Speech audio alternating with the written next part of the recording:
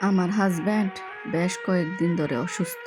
আমার বিয়ের বয়স হয়েছে 16 বছর। তাকে এতটা অসুস্থ আমি 16 বছরের মধ্যে দেখিনি।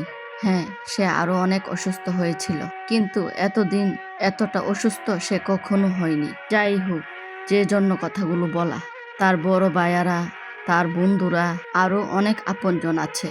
এমনও সময় এসেছে তার ভাই বন্ধুদের ফোনের যন্ত্রণায় আমি আমার হাজবেন্ডের সাথে বসে কথাও বলতে পারিনি।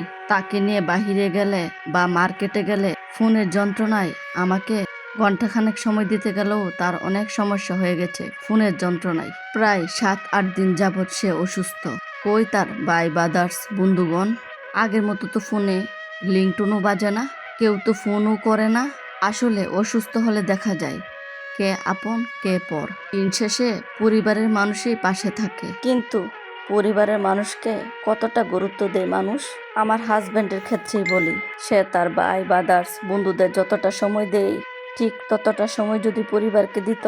সময় দেয় না বলবো না, সে আমাদেরকে যথেষ্ট সময় দেয়, আমাদেরকে নিয়ে যথেষ্ট ঘোরাফেরা করে, বিভিন্ন জায়গায় নিয়ে যায়। কিন্তু সবাই তো স্বার্থপর হয় না। হাজারো ভাই বন্ধুদের মাঝে কয়েকজন হলেও আপনজন আছে যারা তার খোঁজ খবর নিয়েছে, না বলতেও না জানতেও তাকে এসে দেখেছে। মিল্টন ভাইয়া হঠাৎ করেই বৌদিকে নিয়ে চলে আসলো আমার হাজবেন্ডকে দেখার জন্য। আমি চিন্তাও করতে পারিনি। সকালে উঠে ঘুম থেকে দেখি ভাইয়া আর বৌদি চলে এসেছে।